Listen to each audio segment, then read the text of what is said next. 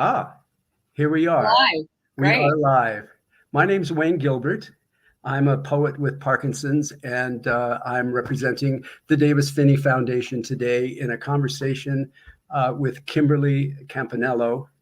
And I want to thank the foundation for this wonderful opportunity to talk with this tremendous poet. She's an associate professor at the University of Leeds in England. Um, but she did her undergraduate work and 2 graduate degrees in the United States, where I believe she grew up, if I'm not mistaken, In Indiana. in Indiana. In Indiana. So, what else would you like our audience to know about you, Kimberly, to start off with? Yeah, I mean, I suppose I'm living abroad. I'm living in York, actually, down the road from Leeds in Yorkshire. And I haven't lived in the U.S. in quite a while, but I obviously have profound ties there, and I'm back all the time. And the good fortune of being able to link up with organizations and webinars and everything makes me feel like I'm still around Americans sometimes. So that's good. Yes, this whole Zoom connection is one of the great gifts of the pandemic, I think. Which brings me to a question that you were diagnosed, if I'm not mistaken, 2 years ago next month. That was at the peak of the pandemic. Um, Tell us about that Yeah. experience. Yeah, I mean, I had been having some weird stuff, like many early onset people, where you get the kind of stuff going down your arm or your finger or your shoulder.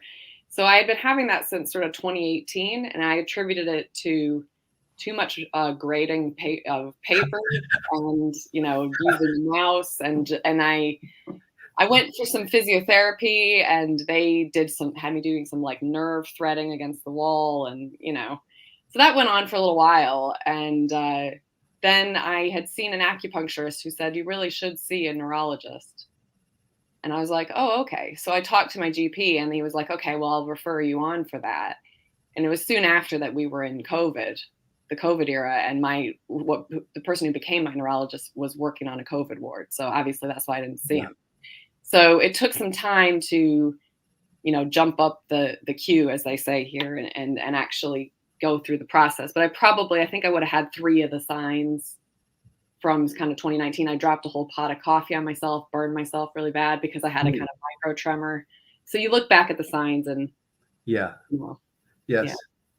I laugh really a lot at your grading papers concerning, having spent many years of my teaching career grading papers as well.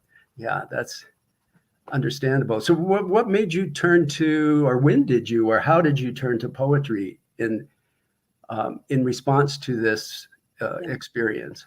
Yeah, I mean, my day job is being a poet. I'm really lucky in that that's what I've always wanted to do. I studied literature, English and French at Butler University, and also a bit of creative writing. And we had an amazing visiting writer series. So I was always reading poetry, hanging around poets.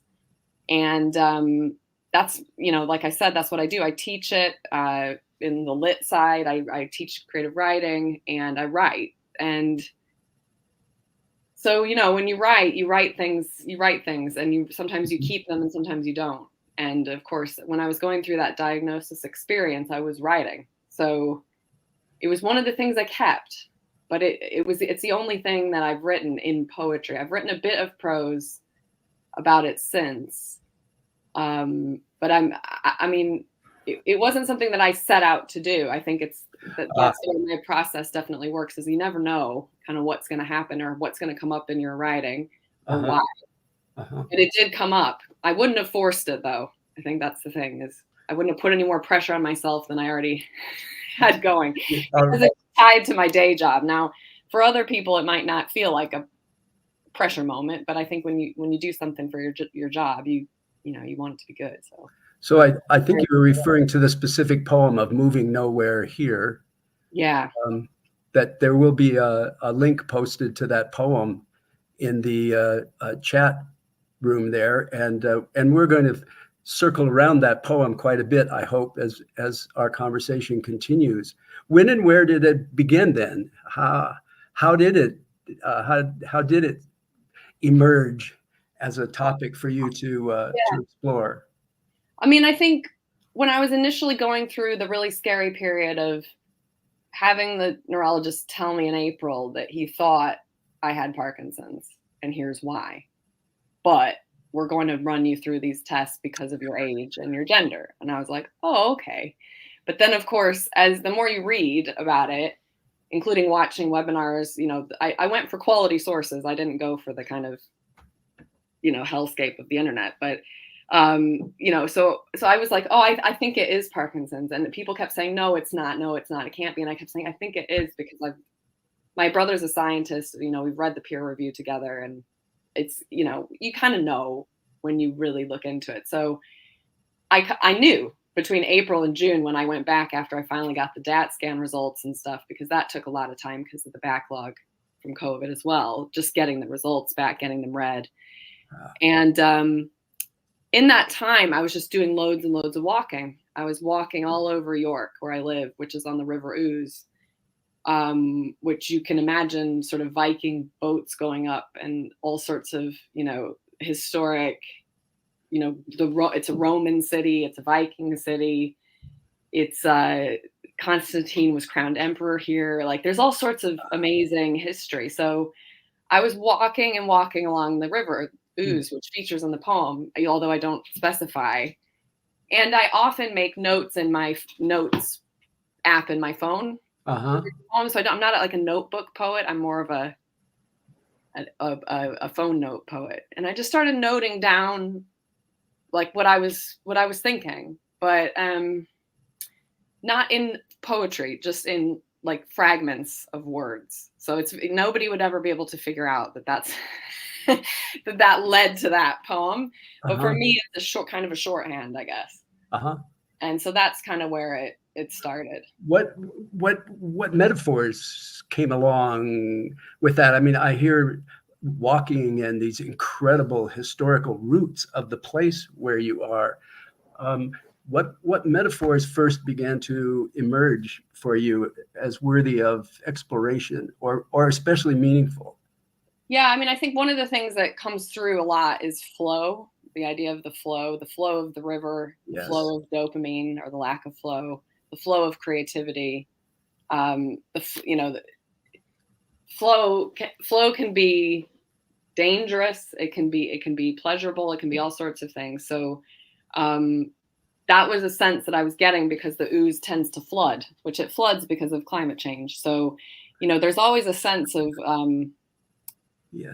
when you're a poet, you tend to notice resonances in things. And while this poem doesn't specifically address climate change, it certainly, it's kind of, it's around me. It's just like the way Parkinson's is around you and in you and upside down.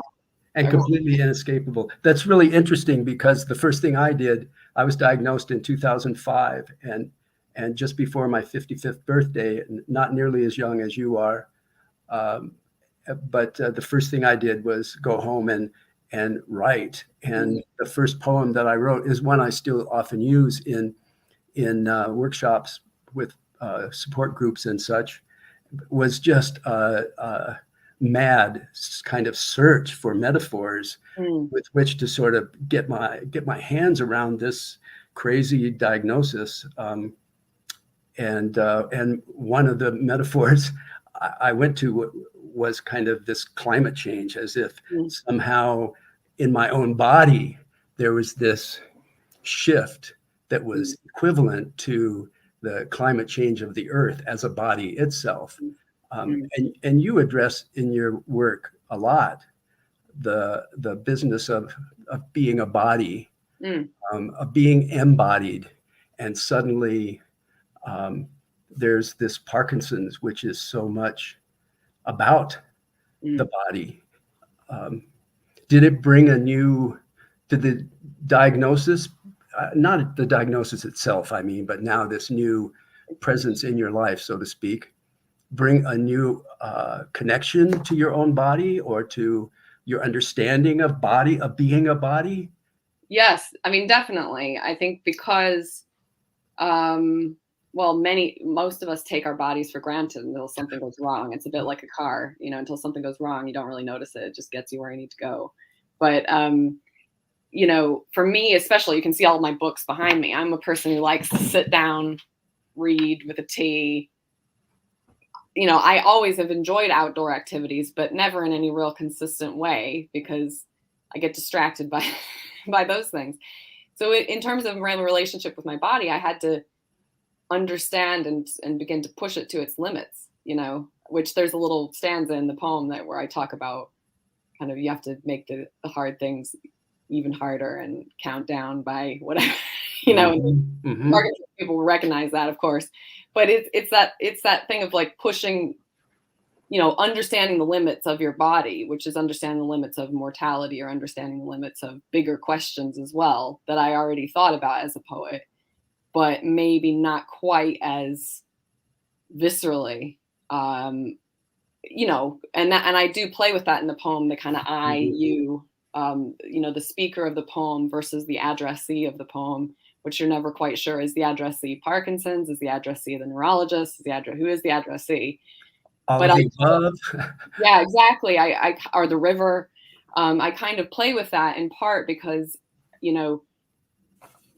that sense of us being in discrete bodies is not something that I actually think is true.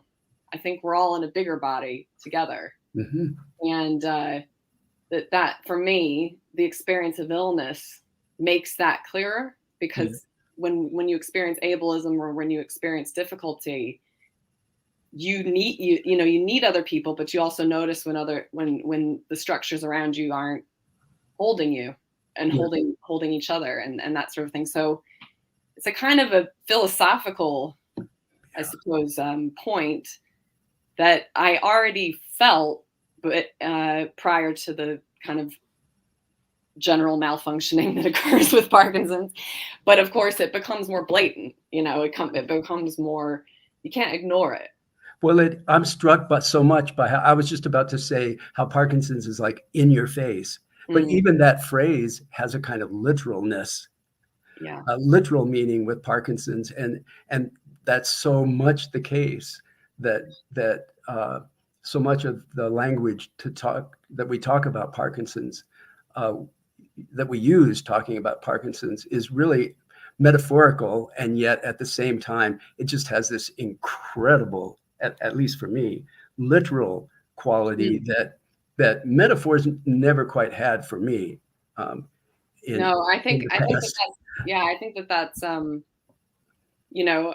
sometimes you do have to explain things without metaphors, which is what I do in the stanza where I talk about, trying to get the feedback of my shoe against the ground so that I can remind my body that we're still on earth and it's perfectly okay to keep on moving, because I have dystonia in my feet and I also have some kind of firing issue with my right leg. So I have to really get going. And that's just literally something that most people don't understand. And if I'd made a big metaphor out of it, it probably, I'm not really thinking metaphor when I'm experiencing that. I'm just trying to go. But of course it has, in that stanza, when I say it like that, of course it makes other people, and I gave a reading of it a few weeks ago and they were like, oh, that just made me think about how we're all on the earth together. It has a bigger appeal. But, for those of us with Parkinson's, we're literally just trying to get going. Yeah, you don't understand. I'm not trying to be poetic here. I'm trying to describe my experience, what's happening to me and what it's like for me in a way that you can kind of, that I can understand it and that maybe you can understand it as well. Yeah, there's this sense in which the heightened illusion, if I can use that word, that we're separate bodies. My experience is so much that this is happening to me in a way that makes me separate from others. The experience is that I'm sort of trapped in this experience, and that doesn't seem to me to be real. It's part of what I feel like I have to overcome or expand in order to maintain the kind of connection Mm. that I believe is true in the way that you were. Yeah, I mean, I take a metaphor at the beginning that, because you just use the word, I'm analyzing your discourse now, but you use the word trapped. Yeah, that sense. And I describe some of my sleep disturbances, which is where it kind of begins. It begins with shouting in sleep. I am naked on the carpet in a power stance, sensing an army nearby. I am charging the ghost, hanging on the back of the door.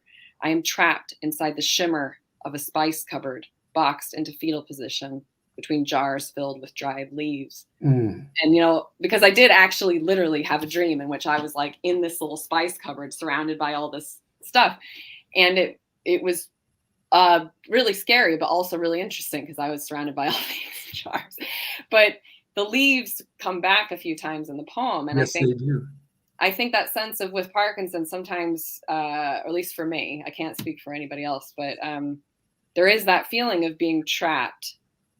But I'm trying to be trapped inside the shimmer, right? Because a dream is a shimmer. It's not, really happening. So but at the same time, it feels as though it is. And I suppose I'm trying to see those elements of it that have that shimmering quality, Yes.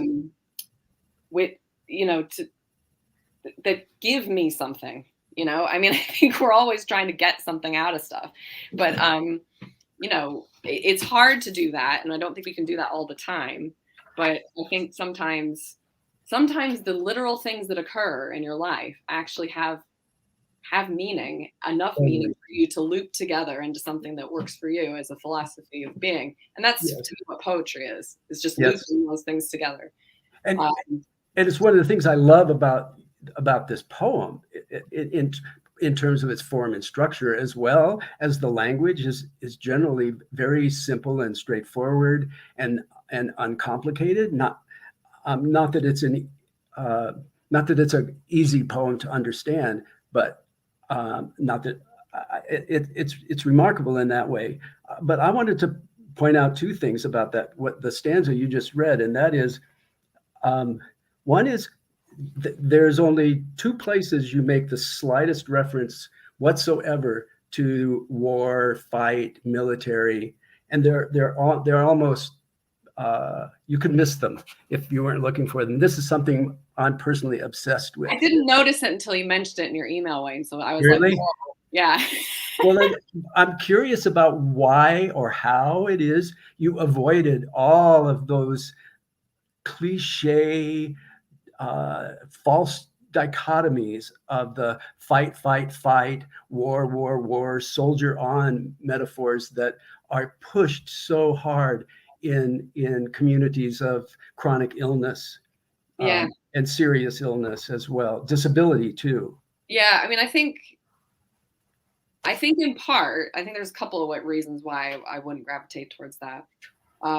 First of all, my own sort of views on violence, but also I don't want to be violent, but also the sense that is just supremely unfair to people who are suffering to then ask that they do some fighting as well. Like, I don't find that helpful. I find personally, some people might, but for me, that doesn't match kind of my linguistic palette of living. But equally, I think when you highlighted this to me in your email, I was so interested because it feels like the military stuff, because it is a kind of a haunting the unconscious of this poetic speaker.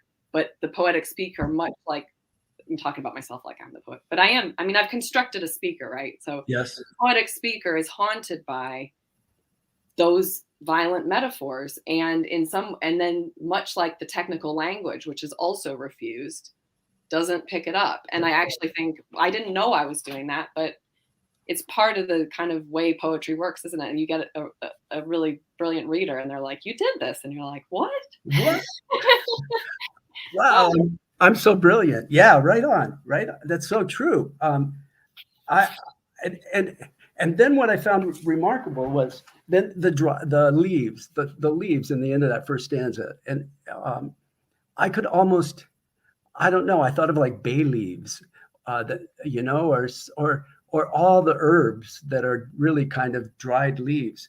And for some reason, it was the sound that they would make, like fall leaves, dried dead leaves being blown down the street or something. And I don't know why I went for the sound, but dried leaves somehow, and it also made me think of paper.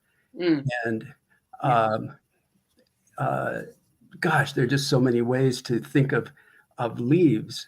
And you do come back to it in the end, but I don't want to go there yet. Okay. You But know, yeah, the leaves definitely it goes through it, but that sense of the leaves of paper, but the you know, the leaf as being a potential self. So I think all the little elements of it, the ones that you've picked up on, could be the eye, could be the speaker. yes. You know, and the boulder, the leaf, the river, the the shoe, you know. And I think that is in some ways, yeah, the way I've tried to account for that experience of chronic illness, which is not to make it, because it's such a potent thing, illness and disability. Yes. But it tends to be used. I mean, I have a lot of colleagues at Leeds we have a big medical humanities disability studies area of criticism and people who work on that historically, et cetera. But one of the articles that comes up that uses the phrase narrative prosthesis, Mitchell and Snyder, and the idea that disabled and chronically ill bodies are used in literature as a kind of prosthesis to advance the narrative, to hold a symbol, to do some work basically in a story. And so they're not against the idea of representing disabled bodies, but what they're saying is it can certainly not do what I'm saying, which is suggest all these complex interactive relationships from the experience and perspective of someone who's having that experience. So, yeah. Yes, and even as I read the poem, I would move in and out of all those different roles as well. Sometimes the I was as if it was I was speaking myself, partly because I could so relate to it. Other times it was I was certain that I was being addressed, and I wasn't being the speaker, if you will. And other times there was this kind of distance where I was watching this very interesting kind of conversation going on, and I wasn't sure. I wasn't sure who the participants were, but it was fascinating as all get out. And I sometimes have that experience within myself, as if there's this third person, quote unquote, who is listening to this conversation within me, between some me and something called Parkinson's, or between me and something called my body. Well, who's that me? And who is it that's thinking about that me and my body? Yeah, and I think every human experiences that sense that we're a character in our own drama. But I think when you're having that, and I think so many people, I mean, one of the questionnaires that when I did a neurophysio program, it asked, are you self-conscious when you go out in public? Because does your Parkinson's make you self-conscious when you go out in public, and rate it on a scale of 1 to 10? And I hadn't really thought about it. And I was like, no, it really actually does, because I can never know, as someone who's used to blending in as a writer and observing things, now I'm like, oh shit, I'm like I'm that person who either is drunk and disorderly looking, or, I might be vulnerable, because I look like I can't move very quickly. If I'm walking on my own at night. So suddenly you're in a different, relationship with your own body, and you start to narrativize your experience in a different way. And I found that writing this poem sort of allowed me to give that kind of panopticon, the kind of eye on the tower experience, like looking around at this experience, as opposed to only sticking in how I was feeling, because obviously that's not necessarily something somebody wants to read either. Right. But it doesn't always give you that insight that you might be looking for. Right. Right. So one of the things I hear you saying, I think, is that the sort of cultural I, if you will, or the social cultural I is also one of the other characters in this Mm. Conversation as well. And it's so hard to distinguish those Mhm. from one another because in certain ways we're predisposed to ignoring certain ways of that we're being seen, and in other ways we're trained so well in how to behave according to how we understand we're being seen. And Yeah. once that being seen shifts, that's it's rough because it changes now who I am. I don't really know how other people are seeing me, and I know people often we often get advice like, well, it doesn't matter what others think, be who you are, and like, yeah, whatever, okay, but at some level that's just not possible because we are connected in these essential ways you already mentioned. We're And I all think, Yeah, go yeah. ahead, please. Yeah, I mean, I think it's that sense that we all have internalized ableism, and we Yeah, also have very other kinds of, it made me hyper aware of the privileges I do have, and how my life is really quite sorted in a lot of ways, and that I really know that now, uh-huh. in a way because I have these other challenges. But I do remember one experience of early in the morning, I was going to the gym and I just saw all these people like walking to work, and it made me cry because I just thought, well, I just want to walk to work, but I can't walk to work because my dystonia is so bad. It hurt. That time it hurt so terribly bad that I couldn't take a step. And I just thought, but then I thought, well, but I'm going in a car to a gym to have a PT session, and it's going to be great. And I'm going to deadlift, and I'm going to Yeah, do stuff that's really cool, deadlift, yeah, So, deadlift. I may not do that, but I'm going to do this Right. instead. And even if sometimes for people with Parkinson's, it might be, meditating or reading a book or doing something, I try to get that in there as well. The river is very much for me like anything you can do, that's Yes. good.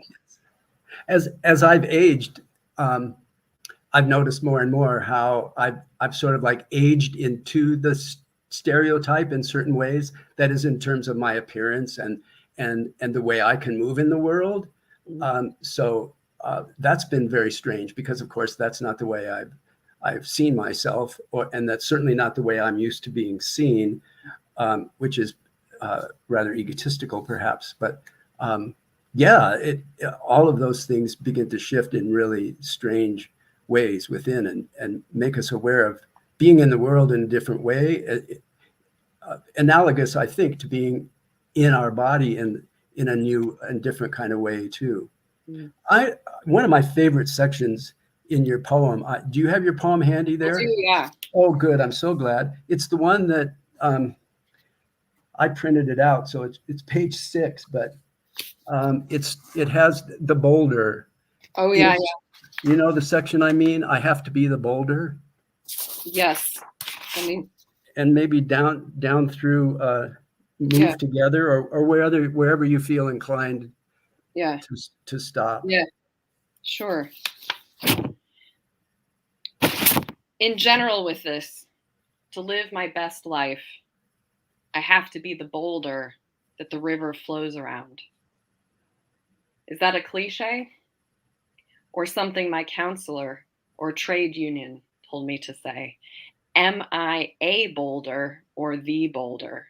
Can I be the boulder if there are other boulders? And who or what is the river? Here is the river. I walk beside every day. I walk beside it now, every day, while I still can.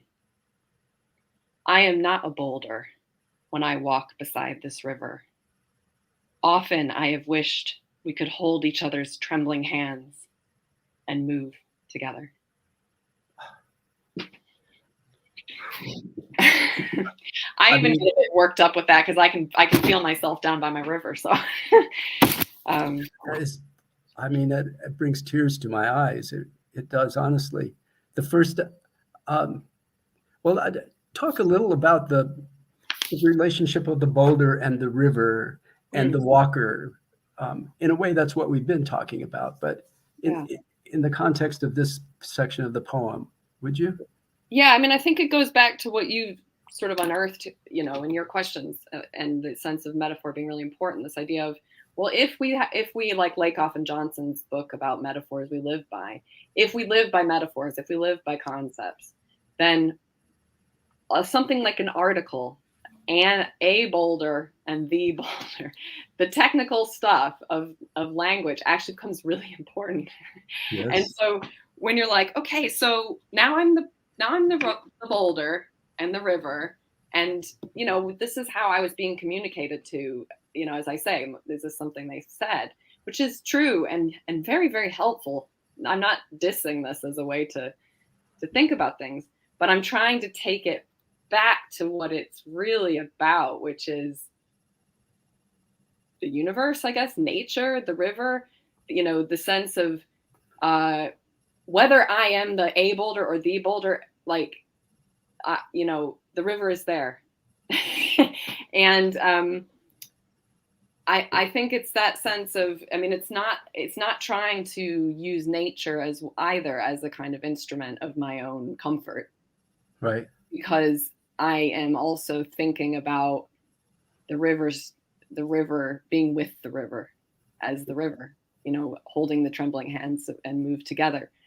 So it's not the poet, as so often happens, suggesting that the river is an instrument of my own pleasure or my own epiphany, but it's we're in it together with the river. We know this about the planet, but Yes. I think when you feel that, which everyone feels when they're in nature often, yeah, I think does that answer your question? I'm kind of rambling along now. That's good. No. I want to share something with you. Two things, because and one is the first time I read "I have to be the boulder that the river flows around," I laughed aloud, and the reason I laughed aloud is because I hear so often with people who are I just hear so often this sense of like, I have to be this rock that's going to, and I'm going to stand in the river and I'm going to hold myself against this current and against all this, and like, well, wow, good luck with that. Yeah. Because even the river is going to wear down any old boulder. Yeah. And to me, that was hilarious. That the idea that I can be that. But then that section of the poem gradually moves toward no, I'm not a boulder. You know, I'm a walker. Mm-hmm. And that progression through those four brief stanzas there just touched me so deeply. Mm. The last poem I wrote a few weeks ago was a river poem. That I called it The River. And for the first time in my life, I wasn't in or on the river when I'm writing about it. I was sitting beside it. Yeah. And I was watching the river bring me things and take them away. And what struck me about that position for me personally was that I was not a participant in the way I used to be, but I'm still there. Yeah. So my river ran into your river, and you were walking by, and I was sitting there, and that the whole scene I just found tremendously moving. And I love that you laughed, because I think that is, you know, when you're in these situations, right? When you have Parkinson, you're in lots of situations where lots of really wonderful people are giving you really useful information, but sometimes the way it's said or the way it comes across is like, huh? You know, or what? I was seeing on Twitter the other day, some of the Parkinson's community was sharing some critiques by neurology research community and people with Parkinson's of the phrase. It's in Parkinson's, the Journal of Parkinson's just came out, but the phrase honeymoon period. And so they're critiquing this and saying, this is like no other honeymoon. You know, and like, why would you even say that? Like, that's, you know, wild. Yes. Um, and I think sometimes you have to say, it's not about making people feel bad for the language they use, but it's more like, yeah, like sort of a bit like what I do here, which is I'm trying to take us back to the root of where that Yes. phrase comes from, which is the fact that there are things such as boulders and rivers Yes. and these things, and I am not those things. Like I, but I can be with those things. Um, Hmm. and also we have to think about other people. You know, am I a boulder or the boulder? Because I think in the context that was said to me, it was both. You need to be a boulder in the river and withstanding all this stuff, but equally when it comes to like everybody else is just gonna have to work around you. You know, because you might not be able to be in the flow of things, and that bothered me as well. So, you know, Yes.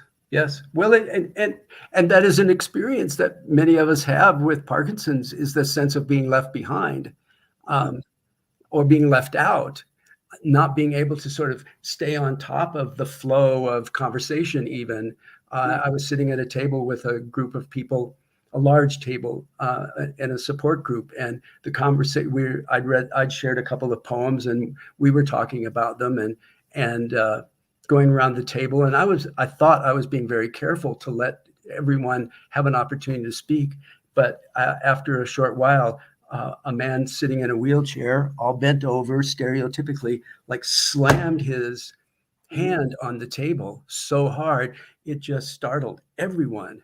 And we turned toward him, Walter, and he said, "I'm sorry, but I didn't know how else to get your yeah, attention.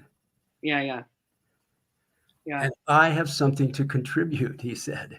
yeah. Like, wow. So there's that the way, and I guess that would lead me to a question about how you understand voice Mm. in this context as a Mm. poet. You mean Um, yeah, yeah. I and mean, I as think. Sorry, go ahead.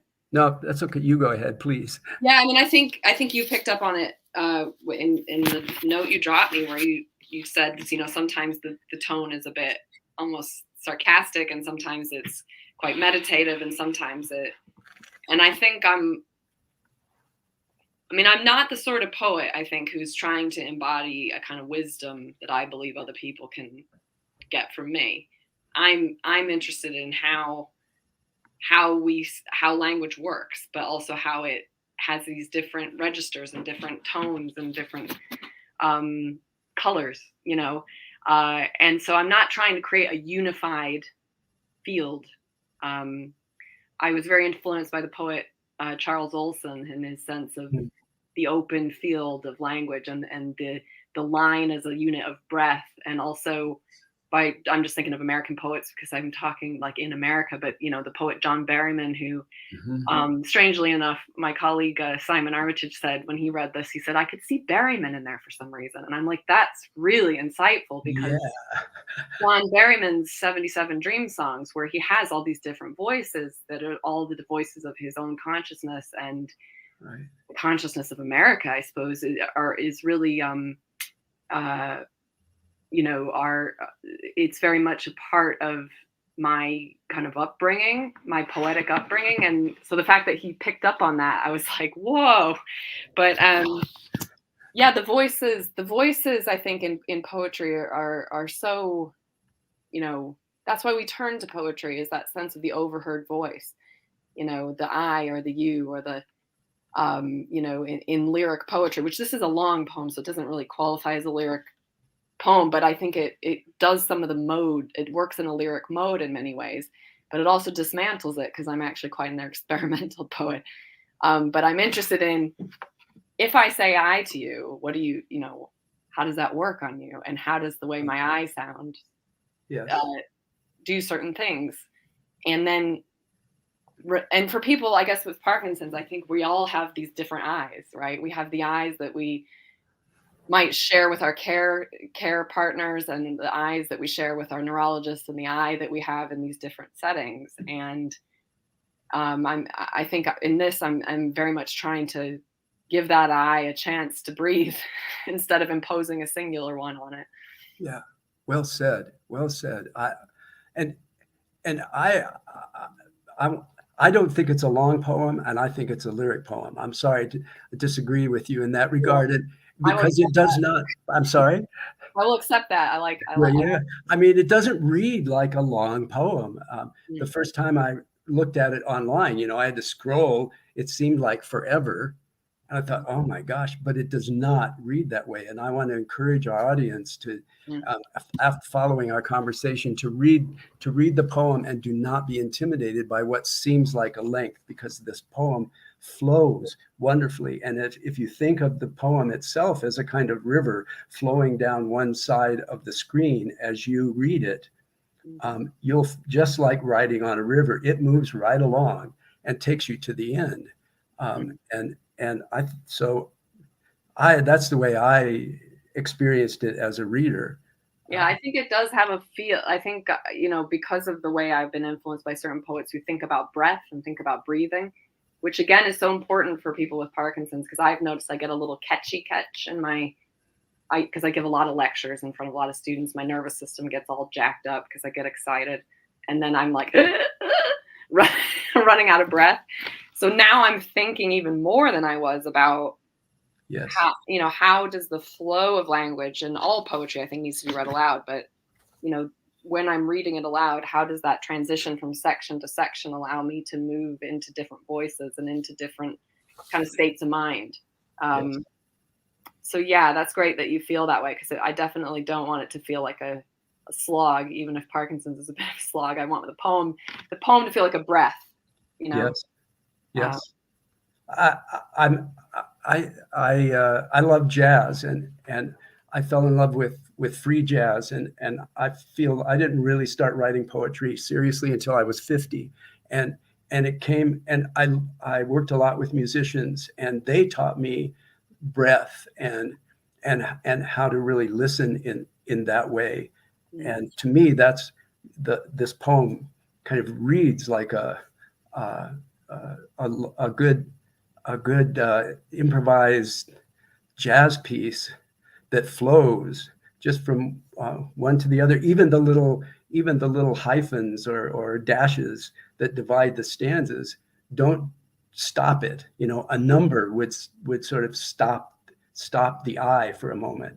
The mm. dash just is like, okay, catch a breath, now go again. Um, oh shoot, I was going to follow up on a question, and now I don't know.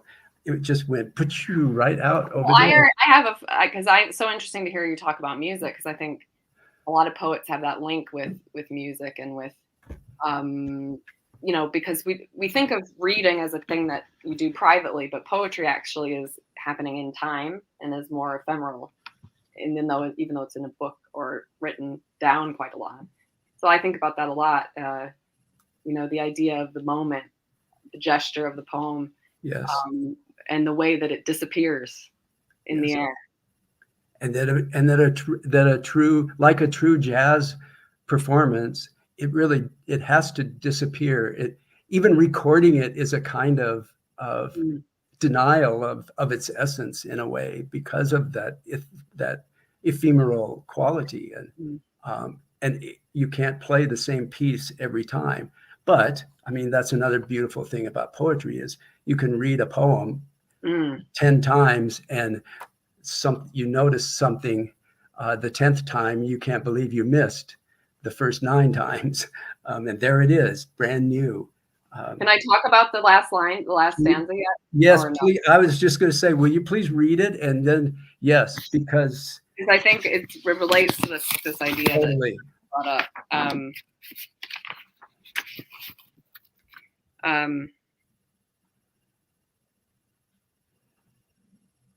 I think I'll read a little bit more just so we can get into that. If Okay, that's okay. I think we've great. got enough time. So I think we can guess who the the him is here. Could you write something for me? He says. Then he says, you may have difficulty writing. My writing is illegible, and the words have become so very small, so very crowded on the page. My writing is building up a picture of what is wrong with me. I search for poets, definitely Diane de Prima, maybe Samuel Beckett, definitely his mother. The next time I see him, my written something is in his folder. It says, I can write like this. He turns the page to the shimmering spiral I had concentrated hard and drawn. Each new person is always asking about the origin story of the destruction that is happening at the very sight of me. There is a technical language that explains all this. I will not use it. Yeah. Instead, I will say that today, with my flowing river, I crossed the edge of a thunderstorm. I moved from pelting rain into shimmering sun, and it was like it always has been on the edge of storms I have seen and storms I know only in poems. Concentrated and hard, with something moving, often nowhere. Here, like a leaf flowing around a boulder, carried by trembling hands of water. So when you were talking about what we get in poems and what we get, I just, it's that sense of when you have those experiences, which I had. I was on the edge of a thunderstorm and I was walking, and when you literally cross the edge of the storm. And one minute you're in the, but I had that experience, and then I was like, is this a real experience, or is this something I've read about? And then it was a bit like the search for the other poets who'd had Parkinson's. It was like, is this happening, or is this something in poetry?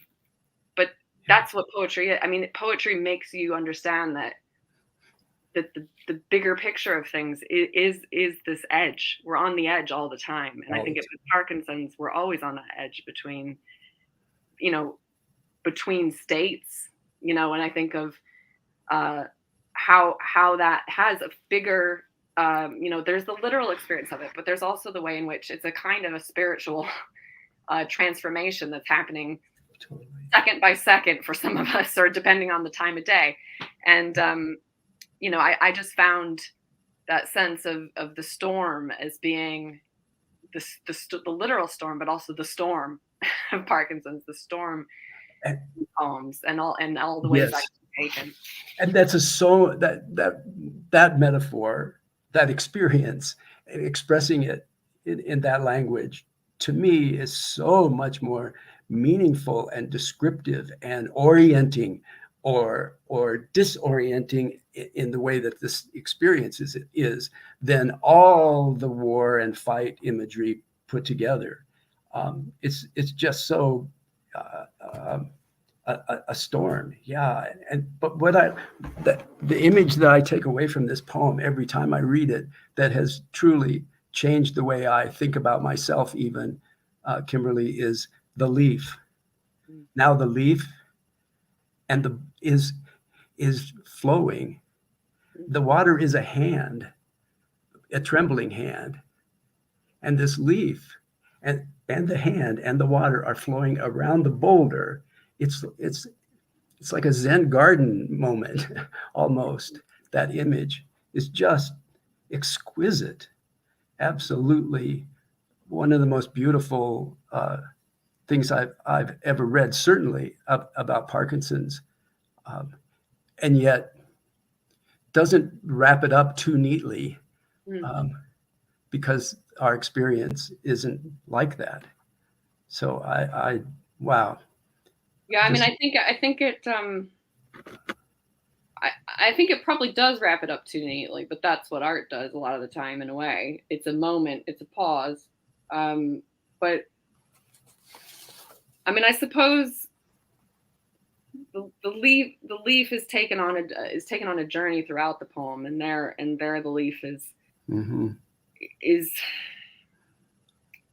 what I'm saying to the person who's asked me. So it's the response to the question. Well, how did that happen to you? You're so young, but you look so healthy. How did that happen to you? Did you hit your head, or, did you inherit it, or like people, that sense? And this is my reply: is the thunderstorm, the belief, the shimmering, the shimmering sun, and the fact that I've moved, Yes. from pelting rain to shimmering Yes. sun. And I think the movement of the body, but also the movement of the way we think about things. And I think in some ways it's the poem traces my movement from wanting to be really thorough in how I interact with people about Parkinson's and all of that, and then also wanting to be like, no, like I'm a poet. I'm going to poet. Right on. Right on. And I think everybody, whatever you do, like you're going to do what you do. You don't also have to do the job of like scientific slides and things.